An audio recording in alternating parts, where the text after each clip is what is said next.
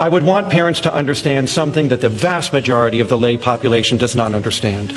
Self-control is not learned. It is not the result of your upbringing and how good your parents were. This is one of the most profound insights from our research on ADHD. ADHD, as we will see, is largely a neurogenetic disorder. But then let's pursue the implication. If that is true and ADHD is a self-regulation disorder, then self-control is largely neurogenetic in origin. That has a philosophically profound conclusion. The vast majority of variation in the people sitting in this room and their ability to manage their behavior is not from how they were raised. It is a part of who they are. It is a part of their neurogenetic gifts. And that is very stunning indeed. That our capacity for regulating ourselves is a neurobiological trait, not some socially learned phenomena that you just happen to pick up from your parents. So I would want them to know that ADHD, being a self-regulation disorder, is arising out of neurogenetic causes, and that this inability to direct behavior toward yourself comes from impairments in the following 5 executive abilities. And these have to do with brain development, not with training. It does not mean that training cannot enhance them. It means that they don't originate at the beginning in training, in the social environment. The social environment requires that they be there already, and then it will help to shape them to become more proficient. Think of your language ability. You didn't learn language, but it doesn't mean that you can't become more proficient in how you speak and how you write. But speaking and writing are not accounted for on the basis merely of training by your parents. You're going to develop a language no matter where you grow up. That is a neurobiological trait, and it unfolds as the brain unfolds. It is an instinct, and so is self-control. But self-control can be reduced to these 5 things. What are the 5 things you do to yourself? These are the things your child struggles to do. Number 1, can you stop? Can you wait? Because as Rabelais said in the novel Gargantua, which most of you have never read, I'm sure, but it is where this phrase comes from. Everything comes to those who can wait. The waiting is the tough part. You must build in a pause between the event and what you plan to do about it. And in ADHD, there is no pause. The event happens and your response is up, out, done. It is as if there was no front part to the brain. It is as if you were like any other species with a spinal cord. Event, response, event, response. Or as in a Gary Larson cartoon, remember The Far Side? 2 amoebas, a husband and wife, talking to each other. One amoeba, the wife, of course, says to her husband, stimulus, response, don't you ever think? Characterizes ADHD right there. Right? Don't you ever think? Once you stop, you will engage in 4 subsequent actions. The first is mental imagery. You will recall the past, and you will play a DVD of it in your head. You have a theater in your mind. It is your visual imagery system, the mind's eye. So your child not only cannot stop, they cannot visualize as well as other children. And what they do not visualize before they act is the past, the relevant past. Do you have experiences in this situation previously? If so, what would they have told you to do? Lay people call this hindsight, and the word sight is no coincidence. You are visually imagining your history. What does it have to say? And you lack hindsight. Now this will lead to foresight. You look back to anticipate. What does ADHD lead to? No foresight. You are not thinking ahead because you weren't looking back either. Hindsight and foresight are the opposite sides of the same coin. Visual imagery. So you will not use your images of your past to tell you what to do. You will just do. And then by 5 years of age, you will get the 3rd executive deficit. You can't talk to yourself. Young children by 5 years of age are beginning to internalize their speech and use it on themselves. Just watch any 1st and 2nd grade classroom and you will see this. If you have a 3 to 5-year-old, you'll hear it. They're talking to themselves out loud most of the day, whether anyone is in the room or not. Listen to bedtime and you will hear what I mean. But over the next 10 years, this external voice gets directed to themselves and slowly made private and mental in its form. And so originates the voice in your head. And that voice in your head is there for one very important reason. It's to help control yourself. You start telling yourself what to do, and it starts to work. And now, any family I would explain this to would understand that not only can your child not stop, not only do they not have the mind's eye, they don't have the mind's voice.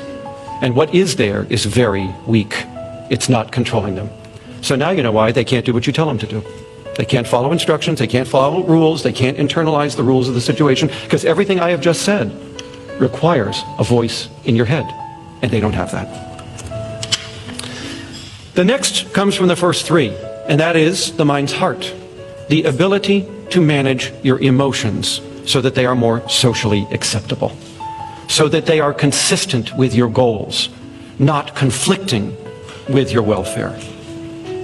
And so we will see the ADHD child, as we've already described them, easily frustrated, quick to anger, impatient, and just overall more excitable and more emotional than others. But what gets lost in this explanation is something more fundamental. Our emotions are our motivations. If you cannot manage your emotions, you cannot manage your motivation either. Because the fourth executive ability is the source of self-motivation. Self-motivation is the fuel tank for all future directed behavior. There is no getting ready for tomorrow if there is no self-motivation. So what has the ADHD child lost here? They cannot motivate themselves. What does that mean? It means that you will always be dependent on the environment around you and its immediate consequences for how hard and how long you can work. And if there are no consequences in that context, you cannot work. You cannot persist. You will not get it done. The fourth executive ability now explains to these parents why this child can play video games for hours and cannot do homework for more than a few minutes. Because the video game provides external, continuous, 100% consequences for interacting with it, and the homework does nothing. When a problem is solved on a sheet of paper, nothing happens. The consequences are delayed, and therein lies the trouble. So the corollary of this is if you want to see an ADHD person fail, you put him in any environment where there are no consequences, and I guarantee you failure. The work will not get done because the person cannot self-motivate. And this is not a choice, and this is not willful, and this is not a child who just could, if they wished, wake up tomorrow and smell the coffee and get busy and do the work.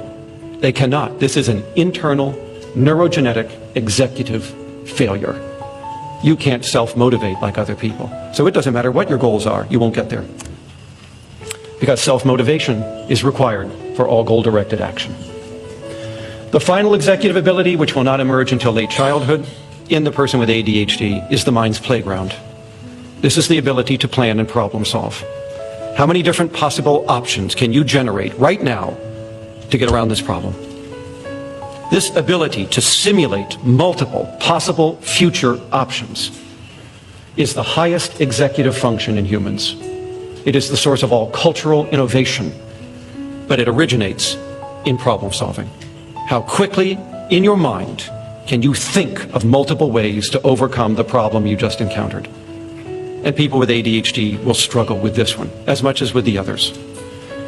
So if you want to understand ADHD as a parent, you have got to understand these are the 5 things that are delayed in this child.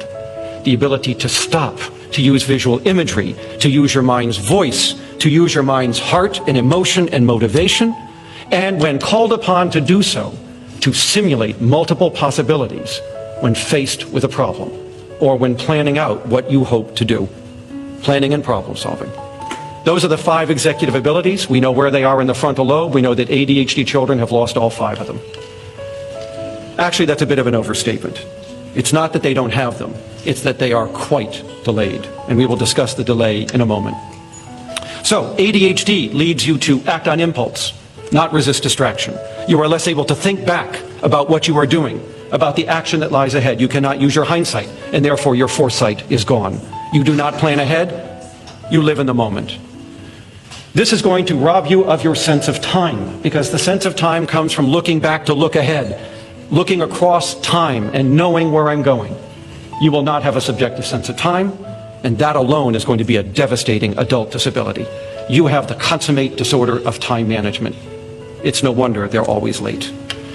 You will not be able to talk to yourself, to reason with yourself, to ask yourself questions, and to remind yourself of the rules that are governing the immediate situation. And therefore, it doesn't matter what people say to you over and over and over again, you won't do it.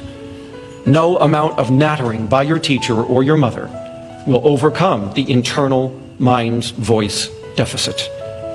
You will not be able to use language as well as other people to regulate yourself. And that is going to also lead you to have a self-motivation problem and a problem with regulating your emotions and with self-soothing when you do become emotional. And then, as we've said, you will have trouble with planning and problem solving. So if you want to know the symptom list of ADHD, this is it. The DSM is but a mere superficial reflection of the most obvious symptoms of these 5 executive deficits. But to truly understand ADHD, you need to know that these 5 are all there, underneath.